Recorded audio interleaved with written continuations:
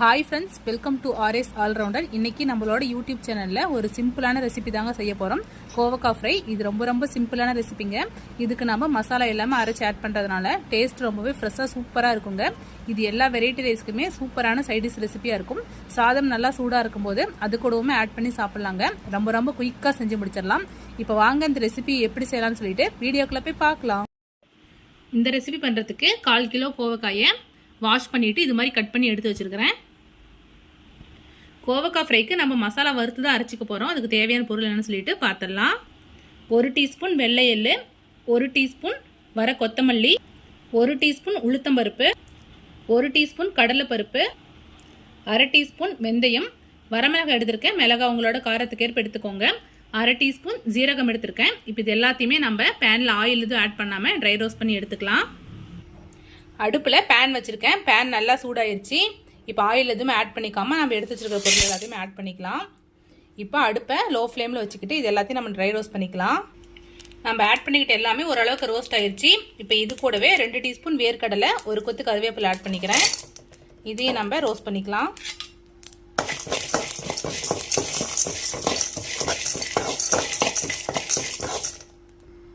எல்லாமே நல்லா ரோஸ்ட் ஆயிடுச்சு. இப்போ இந்த பிளேட்டுக்கு மாற்றி ஆற வச்சுக்கலாம். இப்போ அதே பேன்லேயே 2 டீஸ்பூன் ஆயில் ஆட் பண்ணியிருக்கேன். எண்ணெய் நல்லா சூடாகட்டும். எண்ணெய் நல்லா சூடாயிருச்சு. நம்ம கட் பண்ணி வச்சிருக்கிற கோவக்காய் இது கூட ஆட் பண்ணிக்கலாம். கோவக்காயை ஃபுல்லாக ஆட் பண்ணியாச்சு. இப்போ அடுப்பை லோ டு மீடியம் ஃப்ளேம்லேயே வச்சுக்கிட்டு இந்த ஆயிலே கோவக்காயை நல்லா குக் பண்ணி எடுத்துக்கலாம். தண்ணி எதுவும் ஆட் பண்ணிக்க வேண்டாம். இந்த ஆயிலே நம்ம கோவக்காய் வேக வச்சு எடுத்துக்கணும். ஸோ ஆயில் கொஞ்சம் ஜாஸ்தி ஆட் பண்ணிக்கோங்க. இந்த ரெசிபிக்கு நம்ம வெங்காயம் தக்காளி எதுவுமே ஆட் பண்ணிக்க போகிறதில்ல. ஸோ கோவக்காயை நல்லா வேக வச்சு எடுத்துக்கலாம். அப்பப்போ ஓப்பன் பண்ணி பார்த்துட்டு கலரி விட்டுக்கோங்க. ட்ரை ரோஸ்ட் பண்ண எல்லாமே நல்லா ஆறிடுச்சு. இது ஒரு மிக்ஸி ஜாருக்கு மாற்றியாச்சு. இப்போ தண்ணி எதுவுமே ஆட் பண்ணிக்காமல் இதை நல்லா பவுடராக அரைச்சி எடுத்துக்கலாம். பாருங்கள், இந்த அளவுக்கு பவுடரை நல்லா அரைச்சி எடுத்தாச்சு. தண்ணி எதுவுமே ஆட் பண்ணிக்கல. கோவக்காய் நல்லா குக் ஆனது இதை ஆட் பண்ணிக்கலாம்.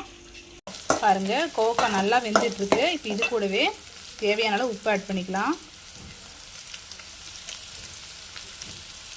கொஞ்சமாக மஞ்சத்தூள் ஆட் பண்ணிக்கலாம்.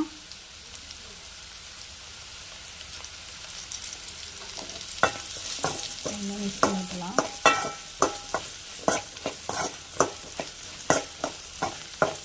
அடுப்பு லோ டு மீடியம் ஃப்ளேமில் வச்சுட்டு கோவக்காய் இன்னும் கொஞ்சம் குக் பண்ணி எடுத்துக்கலாம். காய் இன்னும் கொஞ்சம் வேகணும். குக் பண்ணி எடுத்துக்கலாம். பாருங்கள், கோவக்காய் நல்லா வெந்துருச்சு. நான் தண்ணி எதுவுமே ஆட் பண்ணிக்கல. ஆயிலே தான் நல்லா குக் பண்ணி எடுத்துக்கிட்டேன். இது மாதிரி நம்ம ஆயிலில் குக் பண்ணி எடுத்து செய்யும்போது டேஸ்ட் ரொம்ப சூப்பராக இருக்கும். இப்போ இது கூடவே நம்ம அரைச்சி எடுத்துக்கிட்ட மசாலாவை ஆட் பண்ணிக்கலாம்.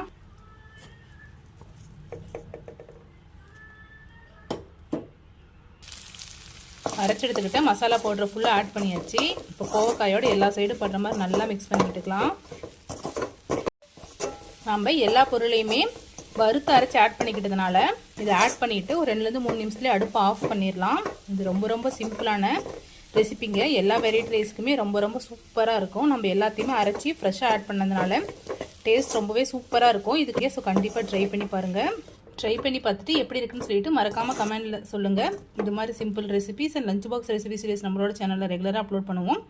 இது மாதிரி வீடியோஸ் வேணும்னா நம்மளோட ஆர்எஸ் ஆல்ரவுண்டர் சேனல் மறக்காமல் சப்ஸ்கிரைப் பண்ணிக்கோங்க. இந்த வீடியோ உங்களுக்கு பிடிச்சிருந்தா லைக் பண்ணுங்கள், கமெண்ட் பண்ணுங்கள், மறக்காமல் உங்களோட ஃப்ரெண்ட்ஸ்க்கு ஷேர் பண்ணிக்கோங்க. Thank you friends. தேங்க்ஸ் ஃபார் வாட்சிங்.